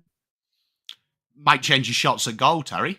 100% might do, because both of them like to pull the trigger, particularly Charlie Kerner. Would it not change the ball movement around the ground? Okay, but they played a lot of the games that we were complaining about we used in the last 3, weren't we? Well, they were injured for Hawthorn. Neither of them played. So Charlie went down to Hawthorn. Stats enough for them to have effect on today? No, I'm saying I think the outlook is better when they're both in the team and fit. Hawthorn, 100%. They were down. Now Charlie you're went talking down. about ifs, Terry. Yeah, of course. I am talking about ifs. I'm asking the question, a fit Harry and Charlie, does that change the outlook of the team and the way it moves the ball? Both in the team. Of course it's an if, because at the moment it's not the reality. Probably. Yeah, probably. Probably it does. But of course, that we're talking 2 world-class players when they're fit. Right. But on the same token, I would flip that. How come the Doggies haven't fluctuated losing Bontempelli and Treloar enough for us to suggest it's a problem? Because them areas, without them, are still in the top 4 in the country. Mate, that I understand. That's a system, like you're saying, it's a system question. Yeah, but you see, this is where my answer is. So if Jamara, okay, I mean, I don't like talking in about ifs because there's the reality of what's happening right now and there's what's not. Right now, the Dogs have a potent forward line with forwards who help them as they move the ball forward. I mean, Darcy, Norton to an extent, Jamara is not there. But even you say it. I mean, I'm not saying Bontempelli and Treloar aren't game changers, but you can create a system in that midfield, and they have, clearly. I'm not disputing that our system is behind. What I'm asking you is, especially with the scoring opportunities per inside 50, I think that there's a hole there when Harry and Charlie together are not playing. Because right now we've got Kemp playing in there, Jack Silvani's back, Jack Silvani's forward. We haven't been able to see the best of the forward line so far. 100%, but I would also counter that to say you look at Carlton's with all them ins, all them inside 50s. You know I hate this stat, but I'm going to use it in the matter of fairness. XG says we win them games. But one of them games, we were plus 27 in inside 50s. One of them games, we were plus in as well. So you actually look at the low percentage they are attributed for half of them inside 50s. I think you're asking Harry and Charlie to kick miracle goals from them areas, as opposed to looking what the Dogs have done. They've stripped it back. Currently, we have got Mr. Kennedy, our ex-player, predominantly playing the bunt role in and around the ball. Like, let that sink in. They have replaced Bont with a guy that we thought was a halfback flanker, right, for part of the year last year. And what have they done? They've stripped that game plan back. They've given Liberatore direct underneath the ruckman. They've moved Kennedy to play behind the ball and then run dynamically at the ball. Riley West and Ed Richards, totally different players to Treloar, but they are working in a real dynamic way. So when you look at how Dogs have negated it, they have gone, right, okay, Kennedy isn't Bont. Riley West isn't Trelaw. Ed Richards is Ed Richards. Let's structure this so we can still play our method and get ahead in life. Where Carlton, look at how Jack Silvani was playing last week. They expected him to play, ironically, like Harry. Lead deep, get up there, and you know what? He's a good player. He will do it. So, We'll try it. my angst comes from I am seeing a team that I don't think is being allowed to play to its onwards. And I don't think they're going to be able to play to their onwards tonight. And that makes me sad. Does make me sad. Because we've done it in 2023. But in 2023, why we got so excited, and then 2024, why I was quite excited in the first 6 games, is because suddenly I started to see Voss understand you can't bomb the ball long, get 18 men forward, lock it in. It's not sustainable. It worked for patches last year because they were all finals. It's a very good final system. The top teams shelve defense in finals, go hard, right? But then 2024, we started to see this control, and that's when the metrics started to get worse. The stoppage against started to rise as Carlton committed more men forward. The defensive half, though, the score started to go up as you'd expect.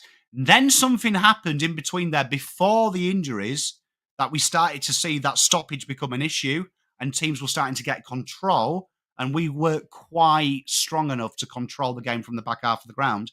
To now he's got his players back in these roles, and it's kind of gone to round 18 where Carlton are trying to just condense the ground and make it hard to beat us. And that's my question.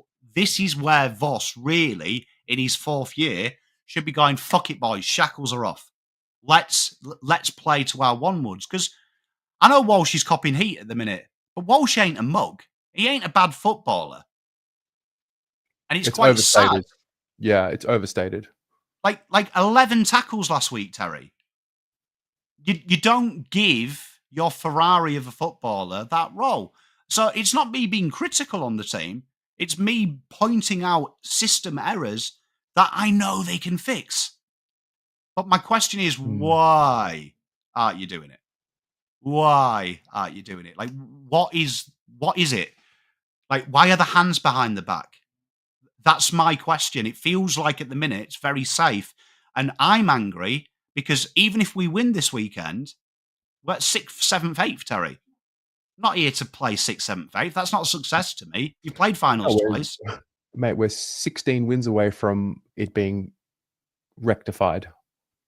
Exactly. So I think it's proactive to be angry today as opposed to being angry round 23 if we finish 9th. Well, I think everyone's angry, that's for sure. Yeah, but some people, Terry, I hate hearing that. The fans are negative. Don't dare put me in the negative box because I would say out of everyone on the planet, I praise these boys harder when they do something right than anyone before me and anyone after me because that's how I operate as a human being. Right now, these are like my children. It's not quite right. I want to praise them. But it's fixable, Terry. It's fixable. I don't think you are negative. I think there's a lot of people that don't like hearing it, but I don't think you are negative. Not that I don't think. I know you. I know you're not negative for the sake of being negative. I know you well enough. But you are always going to find someone who has that view if you're looking for it. Oh, I agree, but I hate that term. Fans are negative. Fans are jumping off. Yeah, the idiots who were saying sack Voss for banter with no application, they're toxic. I'm saying I think Voss has to go because I don't think he can fix it. At the moment, he's not showing me anything to suggest he is trying to actively fix it. It feels like last week was a repeat of round 1, which worries me a little bit. I am a little bit excited in a way. If you want some positive, Voss has picked the same team this week because that is him saying to me, this is the job. These are the people. These are the players that will get me to the top.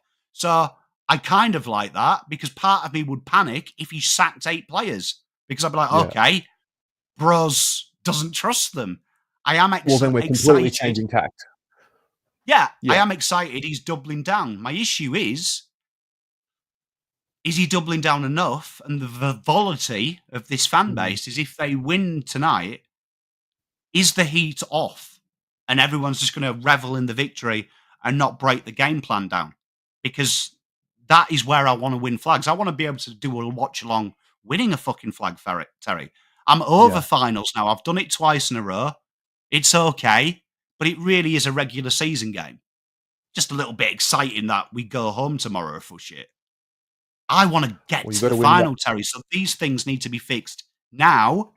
So by the finals, they're locked in. You can't break it. It's not new. You have to win tonight to be any chance to play in a final. Mate, in my opinion, we should have to win every game. We needed to win last week and the week before. But in this moment right now. And can they do it? To be honest, I think this game is a fascinating opportunity for Carlton because contest and pressure is how the other teams have beaten the Dogs. Yeah. It's not, they don't have that dynamic threat. They are, at the moment, a team of 22 very solid AFL players with one guy playing out of his skin with a point of difference that few people have in Darcy. That is an ability to win for Carlton because it's kind of a lot of hope rides on a few players for them. With us, if we can play a team game, we can hurt them. And just like that, we've come full circle. I love it. You're a at the end of the day, at the end of the day, there's the bounce at 740, which in this point in time is the unknown. And you know what? One thing, if I ever pat myself on the back, as hard as I get, as angry as I get, as upset as I get, you can't question the commitment. I am here watching the game 3 times, wanting to fucking cry. Do you know what I mean? Thinking how we can fix it. But this is an exciting game because, you know what, to quote you, Terry, which you didn't like when I took the piss, these boys do need a win because why they need a win is, I think, under pressure when the expectation gets far too much, I don't think they learn. I think they shut down. I don't think they listen. I think their protection is, I'm not listening. Ma. Get the ball out of my area. Yeah, do you know what I mean? Where I think at this stage, they need that love. They need that win. They need that win to get them coming back. Well, you need some validation for what you're doing out there. And I hate to use the N-word. I hate to use the N-word. They need some nourishment. I need some nourishment, bro. 100%. I need something. And to validate it, the reason I don't like the need word is because for me, anything that's not tangible and I can't influence, Terry needs a win. I can't physically give him a win, right? Yep. And that makes me sad. So the way my brain rationalizes Terry saying, for my mental sanctity, I need a win, is I have to try and fix the application to give him the win. I'm not going to sit here and go, please, Blues, win. I feel safe when I can see why we're losing and then present to you guys my theory based on what I've seen in the numbers of how you fix it and how other teams are using that. And that makes me feel safe because that's why I don't get upset massively when we lose. Because if I know why, that's safe. If I started thinking like other people, it's just Charlie Kerner got our bed wrong. He stepped on a cat and luck descended on Carlton this week. I'd be super depressed because I need to know I can hold linear things that are good and bad. Yeah. So that's why I don't like need, because to me, need seems wishy-washy. I'm just going to sit here and hope they win. I need to get practical. I am sitting here and hoping for them to win because I cannot control the result. And you know what's scary? All we can do is that. All we can do on the bounce is in our heart and in our minds, hope they win. And there's not much we can do at the end of the day to influence it, which is even more scary. That's terrifying. We're taking me to dark, deep territories now. It's good. We have to get What's it your out. prediction, though, Terry? 1 point. 1 point what win? Yeah. So let me get this straight. Let me analyze you. You would need a win, and you're willing to put out to the universe that you have a complete roller coaster. There's a punishment to get the reward. That says a lot about you as a human being. You're willing for the reward, but you want to have the punishment. I don't want it easy. I also understand that we are playing poorly. We are not executing. I understand. And I know that things are not working well. And I just do not see any reality where this is a comfortable experience tonight. It's barely a comfortable experience when we have Harry and Charlie at their best. Who we rely on, whether we want to admit it or not, we do rely on them to be at their best, to play our best football. We do. I wish it wasn't that way. I wish we had a system where it didn't matter if Harry or Charlie were at their best, that we could play at our best. But this is what we are right now. Hopefully, maybe that'll change with time. I think it's just going to be a shit fight. And the team that just wants it a little bit more, though, it's going to, that's how I see it playing out. Like ugly 1 point win. Yeah. You know what?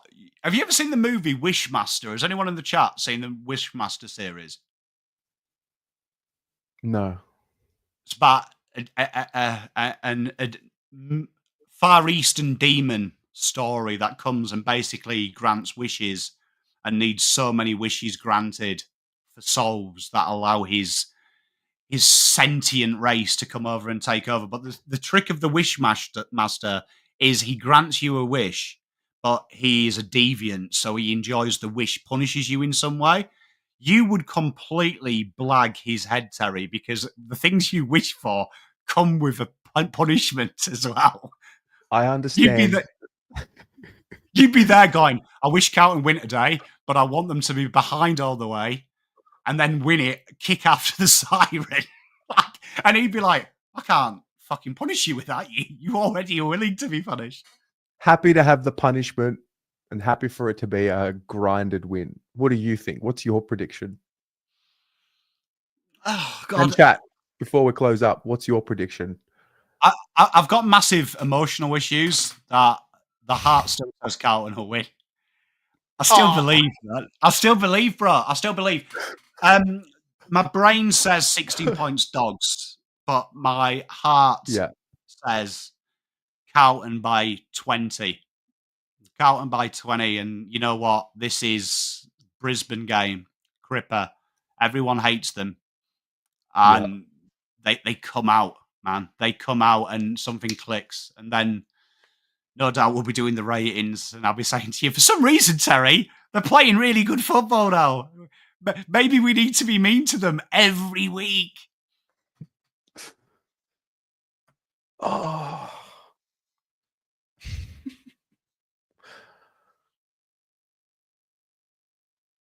What an experience. Fuck, man.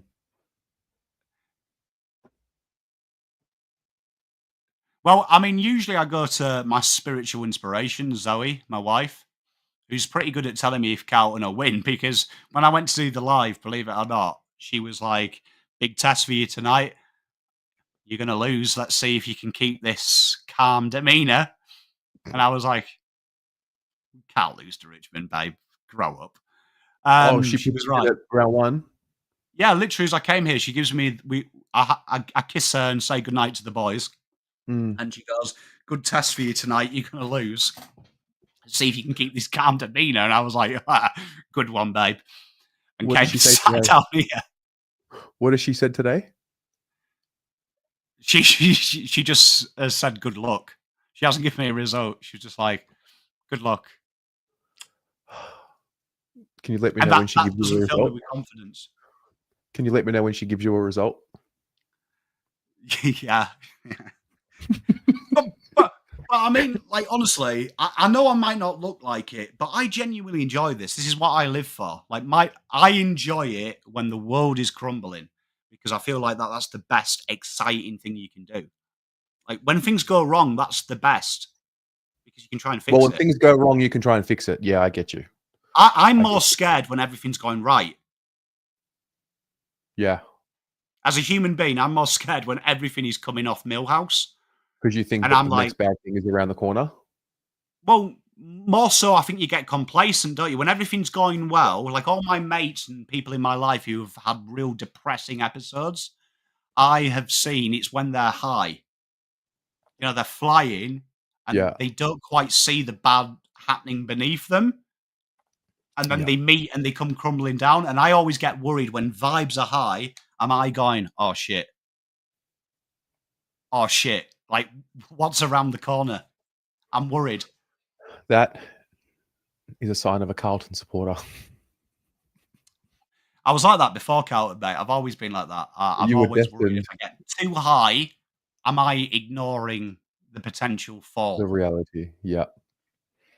Because you do, don't you? When life is good, you ignore your mate who you lent $50 to and he's never paid you back, and you kind of back of your mind, innit? Yeah.